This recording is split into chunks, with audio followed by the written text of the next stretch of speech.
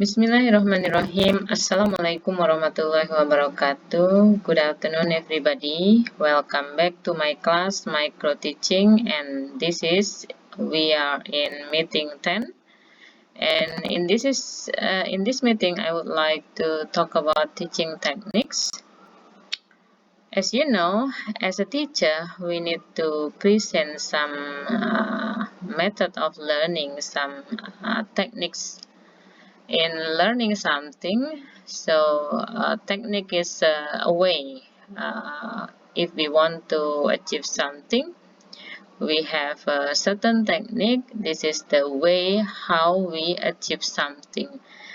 When it is applied to learning English, then this is the way how we learn English. If it is related to teaching, then this is the way how we teach the students in order that the students can acquire knowledge about English.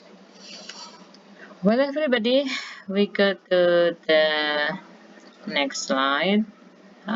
We have 4 skills: listening, speaking, reading, and writing.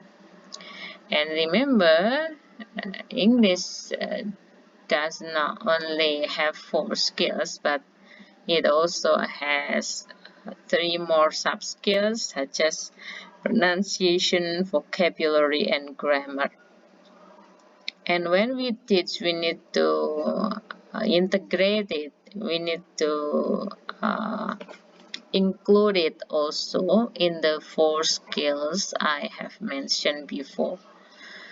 It is impossible for us to teach listening without teaching vocabulary. Actually, it is impossible for us to teach speaking by not including a sense of how the way we pronounce the word, things like that. And it is also impossible for us to learn writing or reading by not including grammar as a part of the learning process. So every sub-skills like pronunciation, grammar, and vocabulary is related to the bigger skill. They are listening, speaking, reading, and writing. So my point here is that we need to always integrate the sub-skills like pronunciation, vocabulary, and grammar in each big skill like listening, speaking, reading, and writing. So if you can integrate the sub-skills into the bigger skill, then the learning itself will be more meaningful. The learning itself will be more valuable. So let's say you want to teach listening. You can also integrate or explicitly teach them how native speaker pronounce the word. And then also you can enlarge the students' vocabulary so they will be familiar with the event happen in the audio or video you present to the student. Or you can also study grammar after the students try to listen conversation or monologue with the audio or the video. So now let's have a look of some techniques that probably you can apply, or you may have another techniques. You may have different kinds of technique other than the techniques I have listed over here. So I just want to share to you some alternative techniques for teaching each skill and sub-skills. Let's have a look at the first skill that we are going to explore here, that is listening. Listening sometimes is a difficult skill, so we need to give a lot of opportunities to the students to listen to the audio or video. The examples of activities are as follows. The first one, listening to a song and its lyric. You can give the students this kind of activity because song is very familiar to them, and they can listen to a song everywhere.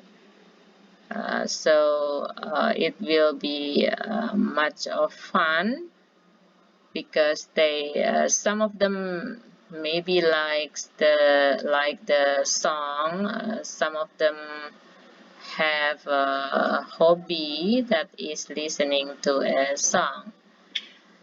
So the activities that you can present to the student is asking the students to listen to a song, and probably you also provide the lyric, but this is an incomplete lyric. So you ask the students to fill in the blanks. For example, you fill in the blanks on the lyric, on the available lyric that you have given to them. So while listening to a song, they should complete the blank space on the lyric that you give to the students. That's a simple activity, but I guess this will be a fun activity because they do not merely listen to something boring, but they listen to something which has a kind of music, yeah, and the music itself is believed to be a good idea for making the students relax. Alright, then the next one is transcribing. You may ask the students to transcribe an audio or a video by writing down the sound or the words that they cut from the conversation in the audio or monologue in the audio or video. Yeah, they can transcribe it. They can write it down about what the speaker says in the audio. The challenge for the students over here is when they are not familiar with the words that the speaker utter, when they do not know how to write it, then sometimes it will be like something funny. For example, when they should write hi, the words hi means tinggi in Bahasa Indonesia. Then because the students doesn't know this word, then he or she just writes hi, H-A-I, not H-I-G-H, but H-A-I. Then it will be sometimes very fun for the students because they know their problem. They know that is not the true one. So the true one is the writing is different with the voice that he or she hears from the audio or video. And it will be a good challenge. If they feel challenged, I believe that it will be remembered by the students for a long time. So the students will easily remember the words that they learn. And the next is whispering game. In Bahasa Indonesia, we have komunikata. In English, we have whispering game. Whispering game is very beneficial for the students to learn listening, because they can try to listen to their friends utterance, their friends statement. Yeah, so sometimes it will also be funny, because the information that a student give in the first row maybe will be different with the information that the students catch by the last row. Yeah, as you know, in komunikata usually the students should make a row, ya, berbaris. Kemudian ada yang ada di bagian ujung paling depan, kemudian tengah dan belakang. Dan selanjutnya guru memberikan kertas bertuliskan satu kalimat misalnya, atau kalau untuk level anak yang lebih rendah diberikan satu kata, misalkan giraffe gitu, atau elephant, ya. Misalnya temanya sedang tentang animal. Begitupun juga bisa diganti dengan tema yang lainnya. Juga bisa dalam bentuk kalimat. Misalnya, Sue goes to the shoe store. Nah, Sue goes to the shoe store. Nah, jadi nanti akan menjadi menarik karena mereka harus mengujarkannya dengan benar supaya mereka nanti mendapatkan informasi yang benar juga. Teman-temannya yang lain juga mendapatkan informasi yang benar. Tapi kalau mereka salah eja atau salah mengujarkan, salah pronunciation, ya maka informasi yang diterima di siswa yang berada di baris paling akhir itu menjadi salah informasinya. And it will be a lot of fun when we conduct an offline class. Yeah, it can be an alternative later, or if you have an English course at home or in your society, you can try to apply it, because in English course usually we have around 5 students, we have around 10 students, things like that. Alright everybody, next is listening to subtitled and non-subtitled movie. Ya, mendengarkan movie dengan subtitle ataupun yang tanpa subtitle juga bisa menjadi alternatif untuk listening. Kemudian yang terakhir, listening to podcast and summarizing. Ya, apa itu podcast? Nanti teman-teman bisa mencari di internet. Podcast adalah semacam audio bisa berisi tentang conversation atau someone explaining something, ya.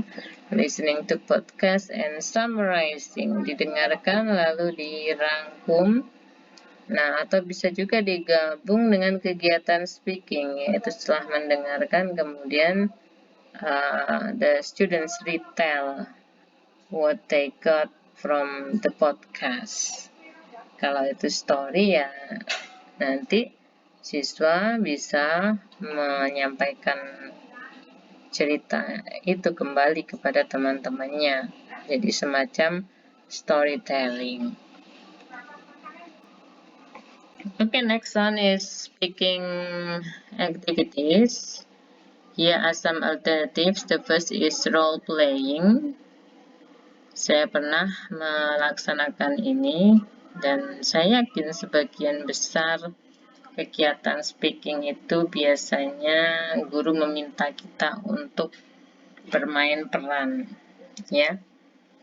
Jadi bermain peran.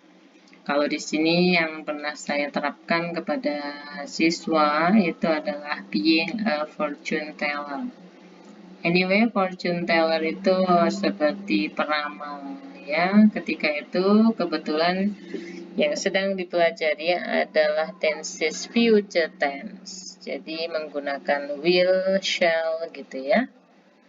Jadi kenapa fortune teller? Karena menyesuaikan temanya dengan tenses yang akan dipelajari, yaitu future tense. Fortune teller sendiri adalah peramal. Jadi saya meminta mereka bermain peran, salah satunya menjadi seorang fortune teller, salah satunya menjadi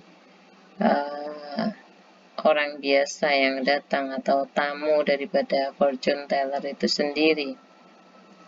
Jadi ada tamu datang kemudian menanyakan, hey fortune teller, what will I be next year, or what will I achieve next month, or will I be happy, ya kayak lagu itu ya, will I be happy, will I be rich, ya. Jadi pertanyaannya menggunakan apa tadi, future tense, dan juga jawabannya juga nanti menggunakan future tense. Jadi fortune teller mungkin akan berkata, you will be doctor next year, or next 10 year, or the next 10 year. You will get a prize from your company next month, for example. Or your sister will come to your house next week, misalnya ya. Jadi fortune teller di sini dia berperan seolah-olah dia tahu kejadian yang akan terjadi dengan kita sebagai tamunya, yang di masa yang akan datang kita akan mengalami apa, sehingga dia kemudian menggunakan kata will. Oke, kemudian yang lainnya ada playing cards. Ya, seperti biasa kita bisa membuat kartu-kartu. Untuk apa? Fungsinya sebenarnya untuk menstimulus dalam berbicara bahasa Inggris. For example, you can have a picture of situation happen in the kitchen or in the living room. If the theme is a family, or you can give a picture in a tourism place, and then there are some people doing something, activities in the tourism place, and then you ask the students to tell something about the picture. So you describe a picture, yeah, it can be like that. Or you want to have another thing, for example, I have applied it in elementary school. Yeah. Someone has a card with the picture dustbin, for example, and another one has a picture with the rubbish. So, for example, student A hold a picture about rubbish. Student B has a picture about the dustbin. And then the theme is that we learn about the the ability. We learn about expression of ability. So student A will ask, can you throw the rubbish? And then the student who has the picture related to the rubbish, that is student B, because student B hold a picture about related to the rubbish, that is dustbin. Dustbin is related to the rubbish. Then the student B will answer the A question.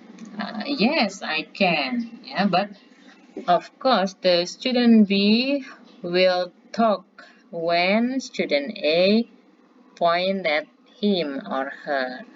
But when the student A does not point at her or him, then student A should not talk.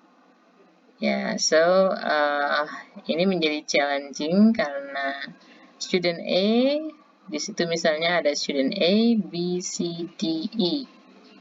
Student A tidak tahu di mana letak tempat sampah itu berada. Kartu yang bergambar tempat sampah atau dustbin tadi tidak diketahui oleh A, ya, student A. Tidak diketahui keberadaannya, apakah dia berada di tangan student B, C, D, E. Jadi secara random sebenarnya student A misalnya meminta, okay, I choose student C, for example. Alright, then student A asks to the student C, can you throw out the rubbish?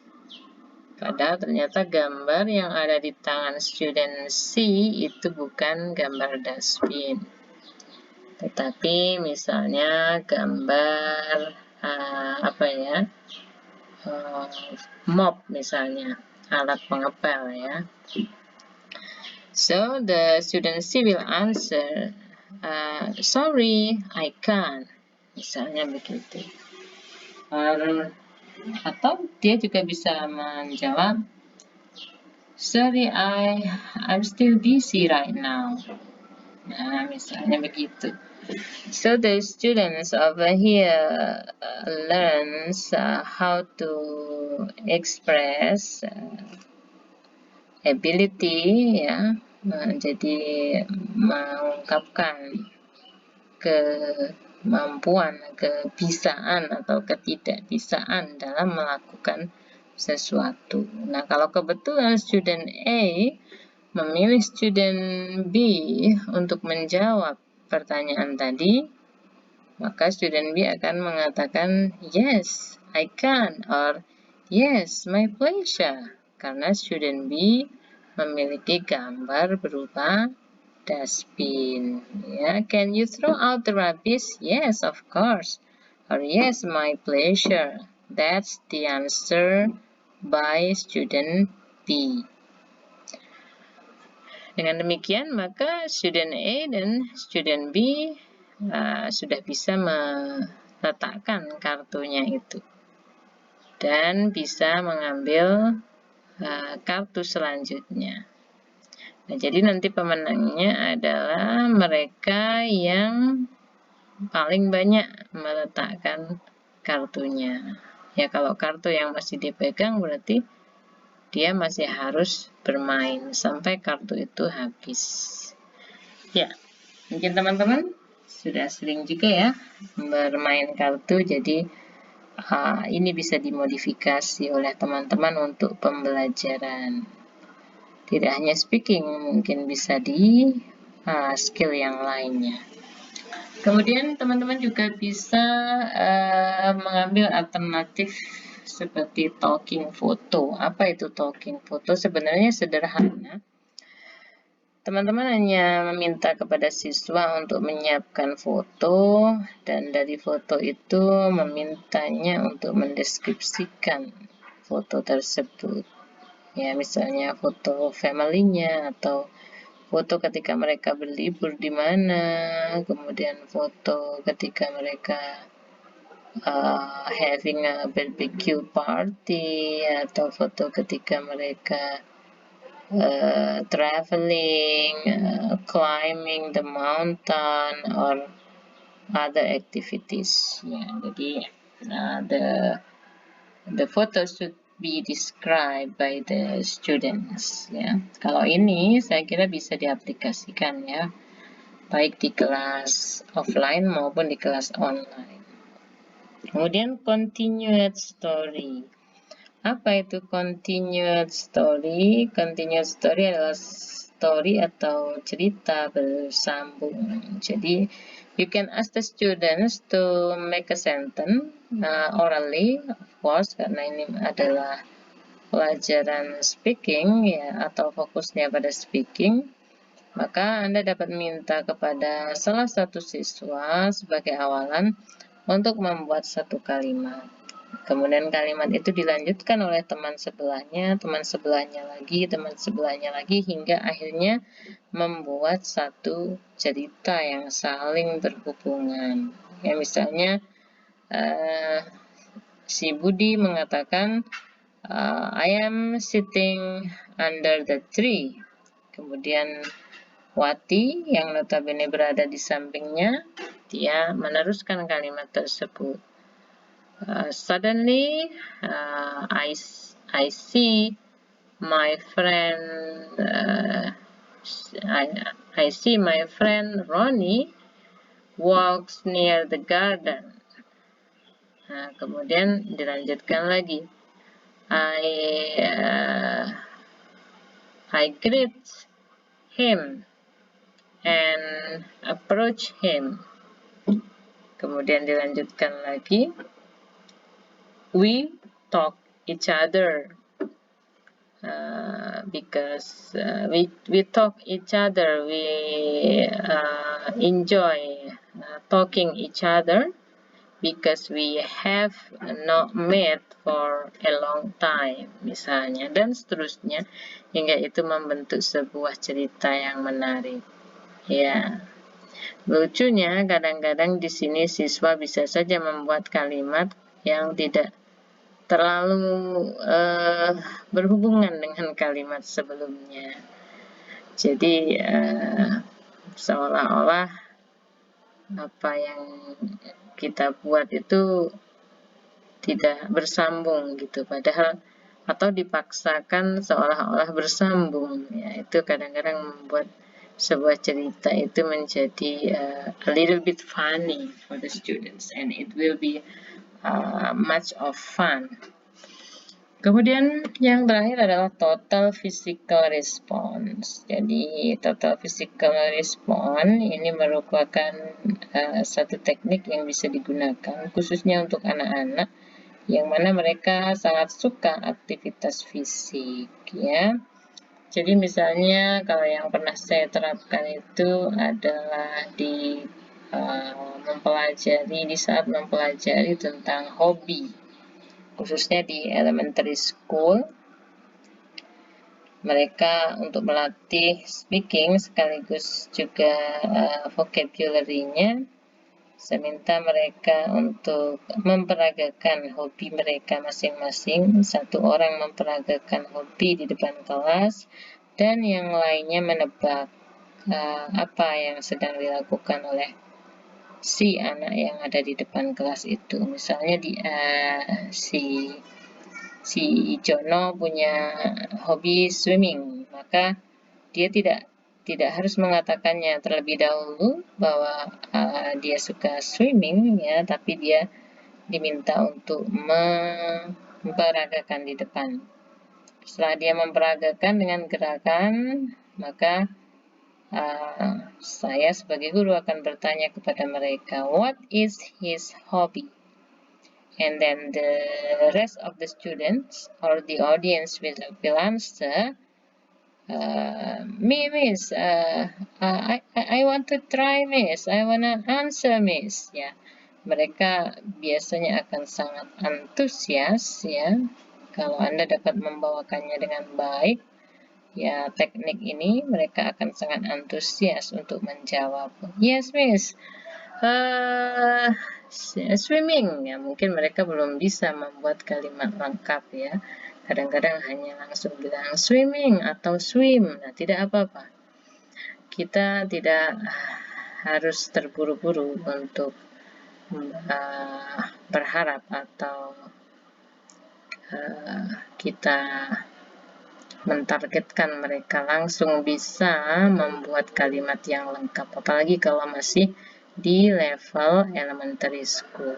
Ya tidak apa-apa, misalnya swim is, oh ya, his hobby is swimming. Lalu kita berikan kalimat lengkapnya tanpa harus menyalahkannya.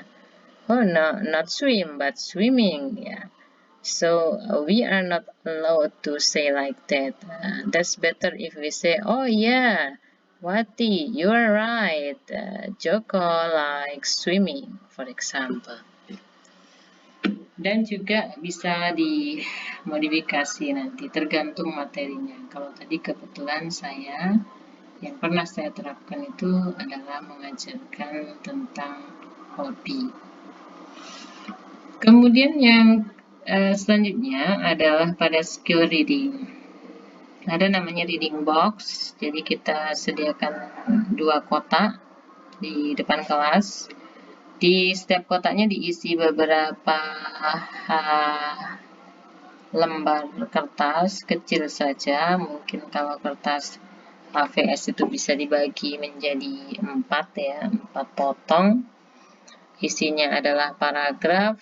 Ya, paragraf-paragraf tidak terlalu panjang, tapi ya tergantung dari siapa siswanya. Kalau siswanya siswa level SMP, ya mungkin paragrafnya tidak terlalu panjang dibanding dengan kalau itu siswa SMA. Lalu di balik paragraf itu nanti ada pertanyaan, misalnya what is the main idea of this text. Nah, jadi tujuannya adalah lebih pada membaca cepat dan mengetahui general idea yang ada di sana. Jadi nanti siswa akan dikelompokkan ke dalam 2 kelompok besar ataupun kecil juga malah lebih baik, dan mereka akan berkompetisi untuk satu persatu maju membaca. Perwakilan dari setiap kelompok itu secara bergantian satu persatu maju membaca kertas yang ada di situ. Misalnya member dari setiap kelompok itu adalah 15 orang, ya kita sediakan 15 kertas atau 15 bacaan di dalam satu kotaknya. Nah, setelah itu tadi mereka maju ke depan satu persatu bergantian membaca. Jadi satu orang mengambil satu bacaan, kemudian dia harus membacanya secara cepat, mendapatkan makna umumnya apa, lalu menuliskannya di lembar atau di balik kertas yang berisi bacaan tadi, lalu menaruhnya di luar box, ya, di bagian luar box. Lalu berganti teman selanjutnya yang ada di urutan selanjutnya. Jadi mereka bisa berbaris secara berurutan seperti sistem antrian, ya. Berurutan, jika temannya yang satu sudah selesai membaca dan menulis jawabannya, kemudian teman selanjutnya maju. Nah, nanti pemenangnya adalah mereka atau grup yang berhasil selesai dalam waktu yang cepat, dan mendapatkan jawaban yang mostly benar, ya. Jadi kalau ingin, sebenarnya tidak harus dibagi menjadi 2 kelompok, ya, boleh 3 atau 4 kelompok, dan nanti mereka cepat-cepatan dalam membaca dan memahami teks yang ada di dalam box tadi. Nah, pemenangnya sekali lagi adalah mereka yang berhasil membaca sebanyak mungkin yang ada di dalam box itu, ya, dan jawabannya juga benar. Jadi indikatornya adalah kecepatan dan kebenaran jawaban. Oke, yang kedua adalah reading competition. Ya, jadi kalau tadi itu reading box, mereka harus maju satu persatu. Nah, ini sebenarnya sama prinsipnya, tapi reading competition ini mungkin kita bisa berikan pada anak dengan level yang sedikit di bawah daripada yang di reading box tadi. Kenapa? Karena kalau di reading box, mereka tanpa membaca teksnya terlebih dahulu, itu secara mendadak mereka akan maju dan mengambil secara random teks yang ada di dalam box itu lalu membacanya gitu. Tapi kalau di reading competition yang saya terapkan itu saya meminta, misalnya hari ini saya meminta siswa untuk membaca 10 teks ya, 10 teks yang berbeda-beda temanya. Ya, satu teks itu satu paragraf ya, tidak usah terlalu panjang. Kemudian pertemuan berikutnya saya akan mengetes mereka, namun secara random ya. Misalnya saya akan bertanya tentang teks number 6 misalnya. Misalnya kan ada 10 teks yang saya minta kepada mereka untuk dibaca di rumah. Nah, setelah sampai di sekolah, saya akan meminta mereka menjawab satu pertanyaan saja dari setiap teksnya. Tapi saya akan membacakan pertanyaannya itu secara random. Misalnya, oke, anak-anak, sekarang kita mulai dengan teks 6. Nah, mereka tidak diperbolehkan melihat lagi. Jadi mereka tidak diperbolehkan membaca dalam waktu yang lama karena sebenarnya mereka sudah membaca di rumah tadi. Atau kita sudah tugaskan mereka untuk membaca di rumah. Jadi ketika di sekolah saya beri pertanyaan seperti tadi misalnya, oke, teks 6. What is letter and popsicle? Misalnya, kemudian mereka akan berlomba menjawabnya. Ya, jadi ini akan melatih ingatan mereka.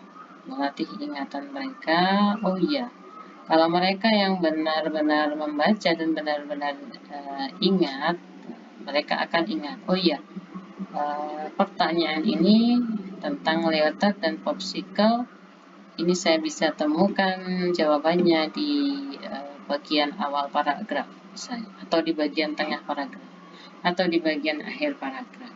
Jadi ini juga ada aspek speed readingnya juga, hanya saja ini dipersiapkan dengan membaca teksnya terlebih dahulu di rumah. Kalau reading box tadi tanpa membaca terlebih dahulu, siswa langsung diberi tantangan untuk mengambil secara random bacaan yang ada di dalam box. Oke. Selanjutnya ada snake and ladder game. Teman-teman pernah bermain ular tangga mungkin waktu kecil ya. Jadi ada dadu yang dilempar, kemudian ada pion yang dijalankan seperti itu. Dan nanti kalau ada gambar ular, kemudian kita harus turun ke level yang sebelumnya. Kalau ada gambar tangga, kita bisa naik ke beberapa level atau tingkat yang lebih tinggi. Sebagaimana kita tahu kan biasanya ada angka-angka yang level-level yang harus kita lewati ya supaya pion itu akhirnya nanti menang ya, misalnya 1 sampai 50 atau 1 sampai 30 ya. Nah, nanti bisa jadi ketika sudah sampai di level 48 kita kena kita pas pada kotak yang bergambarkan ular, harus turun lagi ke level 30 misalnya. Nah, mekanisme seperti ini bisa diterapkan untuk atau dimodifikasi untuk pelajaran reading. Misalnya kalau tadi berupa snake ataupun ladder, ini juga bisa diterapkan snake dan ladder, hanya saja mungkin nanti bisa ditambah di setiap kotak yang ada, di beberapa kotak yang ada di sana siswa diberikan instruksi tertentu, misalnya sampai pada kotak nomor 4. Kemudian ada instruksi tertentu di sana. You must read paragraph 5 atau text 5. Nah, di sana kita sudah menyediakan kartu atau card yang setiap cardnya itu berisi bacaan singkat ya, tentang berbagai bidang mungkin bisa ya, sehingga akan melatih mereka, membiasakan mereka dengan bacaan-bacaan, sehingga nanti ketika mereka sudah sampai di level tertentu mereka harus membaca dan menceritakan kepada lawan mainnya, ini tentang ini tentang itu. Dia harus berhasil menceritakannya dengan baik. Jika tidak, maka dia diberi hukuman, misalnya harus turun level ke level sebelumnya, dan seterusnya. Itu juga menjadi hal yang menarik. Ini bisa juga dilakukan baik secara online maupun offline, ya, nanti bisa dimodifikasi. Writing, writing, continuing story, sama dengan speaking tadi.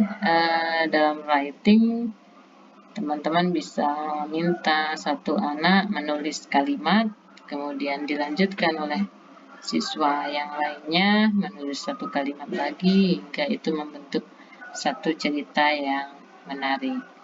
Kemudian ada picture cute story. Cute, what is cute? Means that we have or we provide a clue by using a picture. Sometimes the student's problem in writing is that they have no idea to write. So we can help by using or providing a kind of a kind of picture. Ya, kalau naratif Anda bisa membuat gambar urutan cerita secara kronologi tanpa teks ya. Kemudian the students are asked to retell the picture by using their own words. And then the next one is use available words. Ya, jadi ini khususnya untuk the students with high level of ability, yang lumayan mereka sudah bagus, misalnya di grammarnya. Kebanyakan siswa yang bila mereka sudah memahami membuat kalimat dengan baik, atau setidaknya agak memahami membuat kalimat, bagaimana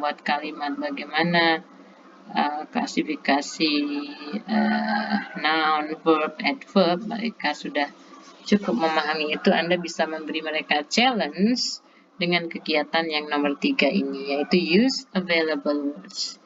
Jadi kalau kita meminta anak untuk membuat kalimat misalnya, sedangkan anak itu memang sudah mahir ya, sudah berkali-kali latihan, maka itu adalah hal yang mudah. That's a piece of cake for them. Buatlah kalimat dalam simple present tense, misalnya I eat today, I study English today. Sudah. Tapi kita tidak ingin mereka hanya membuat kalimat seperti itu terus ya. Yang bisa kita lakukan adalah dengan memberi mereka tantangan yang lebih, yaitu kita menyediakan beberapa kata-kata yang harus dimasukkan oleh siswa atau harus digabung menjadi sebuah kalimat atau beberapa kalimat yang saling berkaitan. Misalnya ini ada kata Sunday, happy. Oke, anak-anak, kalian harus membuat kalimat dengan kata-kata yang saya sediakan ini. Nah, tapi kalian harus membuat kalimat secara individual, tidak boleh sama antara satu anak dengan yang lainnya. Nah, di sini nanti akan terjadi proses kreatif para siswa. Mereka akan menyusun dengan kata-kata yang sama yang sudah kita siapkan, namun bisa jadi susunannya antara satu anak dengan yang lain akan berbeda, tergantung kreativitas mereka. Contoh kalimat dengan kata-kata yang ada di sini, Misalnya, on Sunday I'm very happy because I can meet my friend and I can talk with my old friend before he leaves me. He gave me a present. She said that she should go as early as possible because uh, the sounds of the train has been so loudly. It seems that the train has uh, called her to go home, for example. Yeah, that's just an example. Yeah, you can challenge your students like that. Next, yeah, this is a sub skill. Yeah, this is something, the four main skill in English: listening, speaking, reading, and writing. We have some sub skills. The first one is vocabulary over here. We can teach vocabulary by using alternative techniques. For example, by using flashcards, like what you frequently see when a teacher teaches students of elementary school. They usually use flashcards to introduce some vocabularies. So they will take the flashcard and then show the picture to the student. What is it? This is an apple, said the students. And then we reverse the card, and then at the back of the picture there is written over there, apple, like that, and so on. And then the next is run to the board game. I have implemented this, and this is also very fun for the students. For example, you have a whiteboard or blackboard in your class. You divide it into two, and then in the first side you write down a certain theme, for example about transportation, and then in the next side you write another theme, for example about communication. And then you divide the class into two, and then every student, yeah, they will compete each other.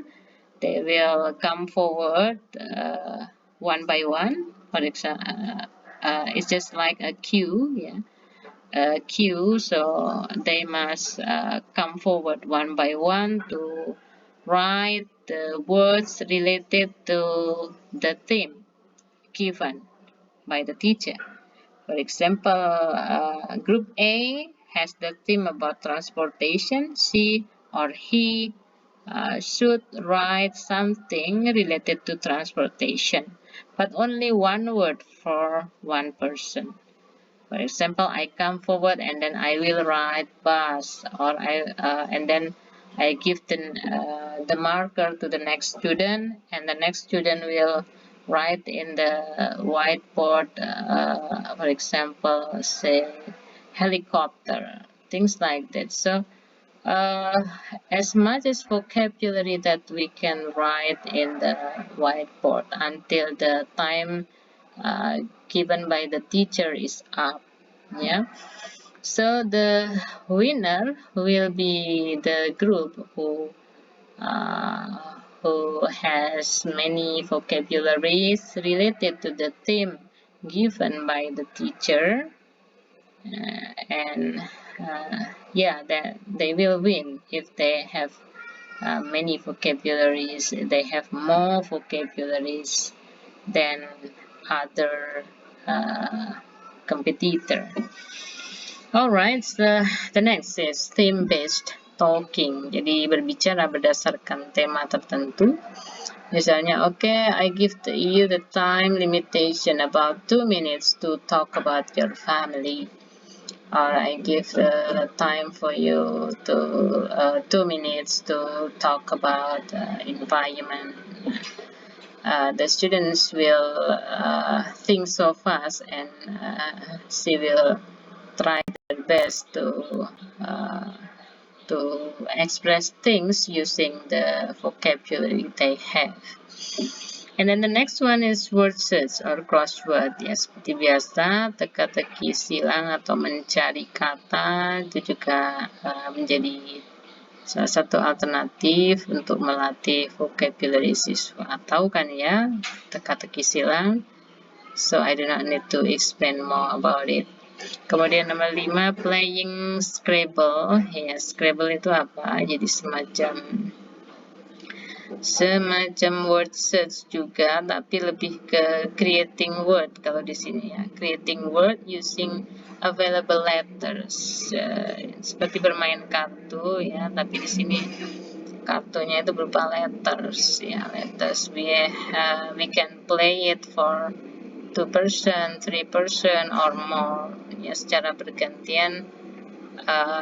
Nanti membentuk seperti teka-teki silang ya, tapi teka-teki silang itu kita sendiri yang membentuk. Misalnya ada huruf, pertama ada kata can di sana, hurufnya C A N.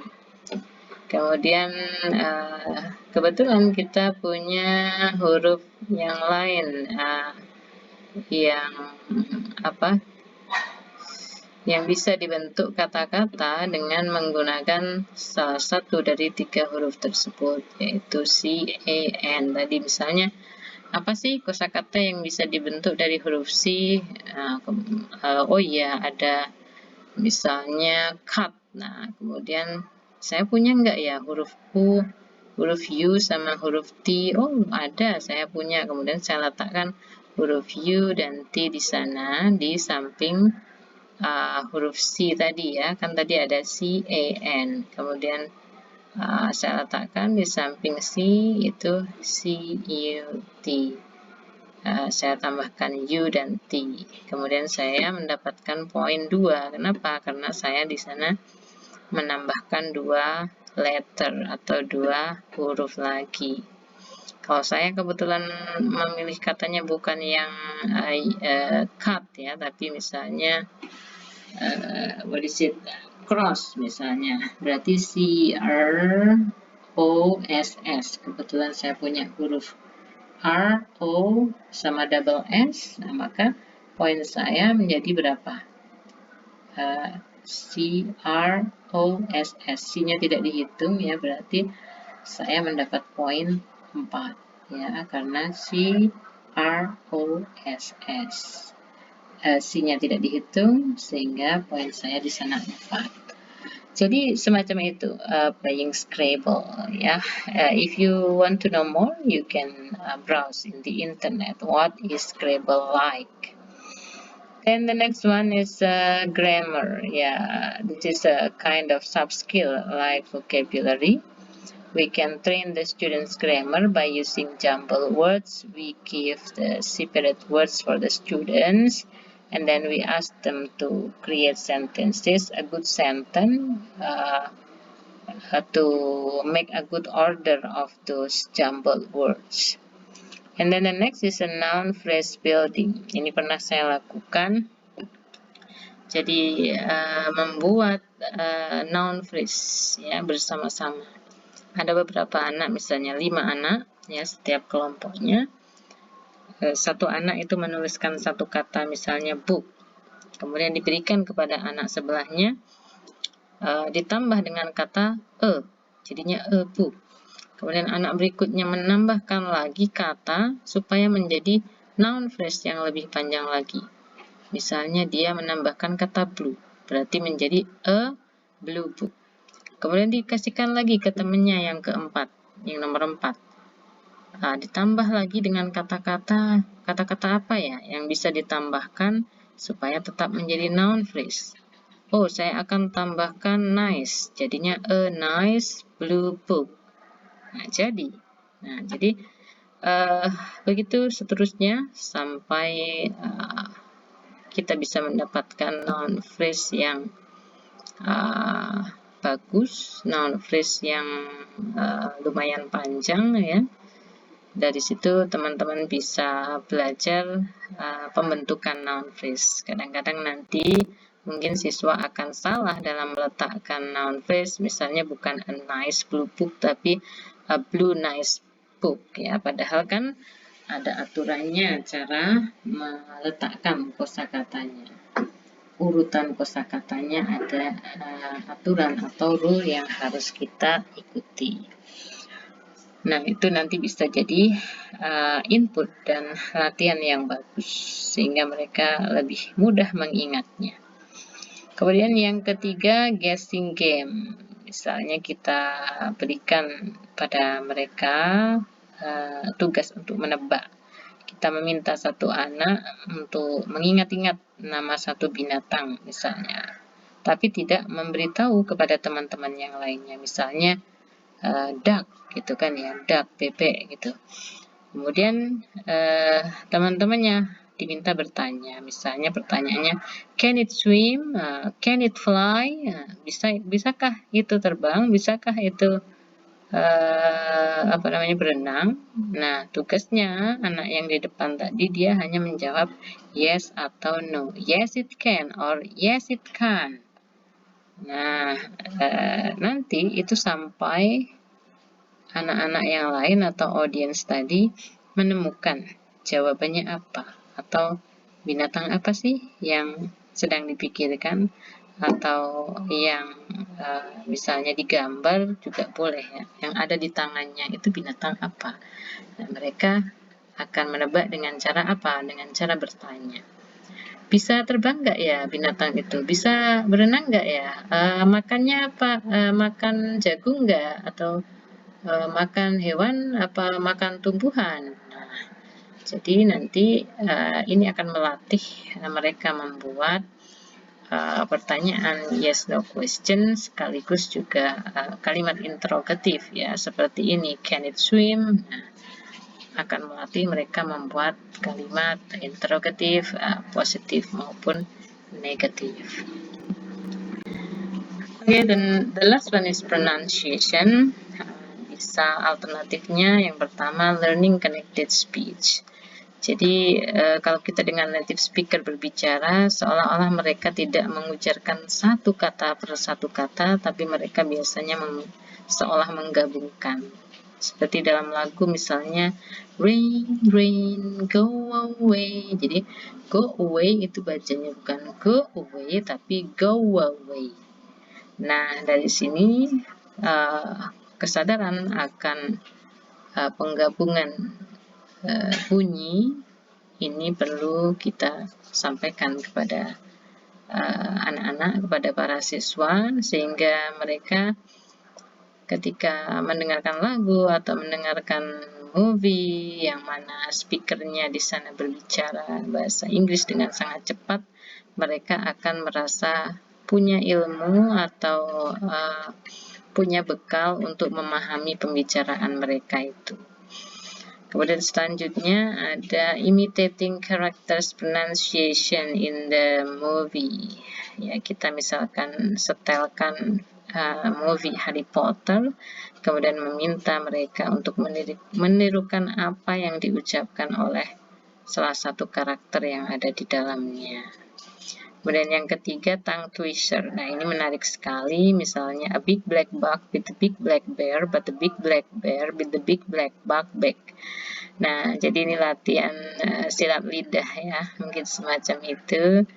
Dan ini menarik karena kadang-kadang lidah-lidah anak-anak itu keseleo ketika mengungkapkan tongue twister ya, tapi jika mereka terus berlatih, mereka akan bisa melakukan itu, dan itu akan menjadi sesuatu yang menyenangkan bagi mereka. Mungkin tidak di kelas bahasa Inggris pun mereka akan mencoba berlatih itu.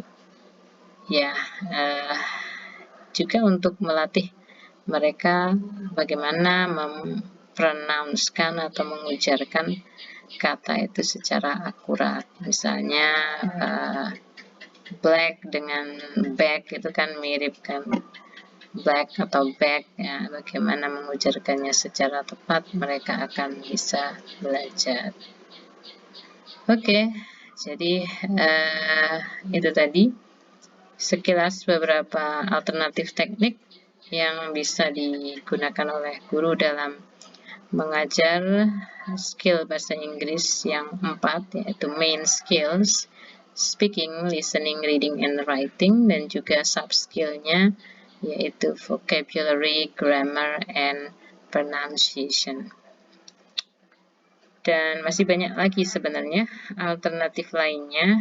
Teman-teman bisa membangun kreativitas sendiri untuk membuat teaching techniques yang menarik untuk para siswanya yang dapat diterapkan baik di kelas offline nanti bila sudah diterapkan kelas offline lagi maupun di kelas online.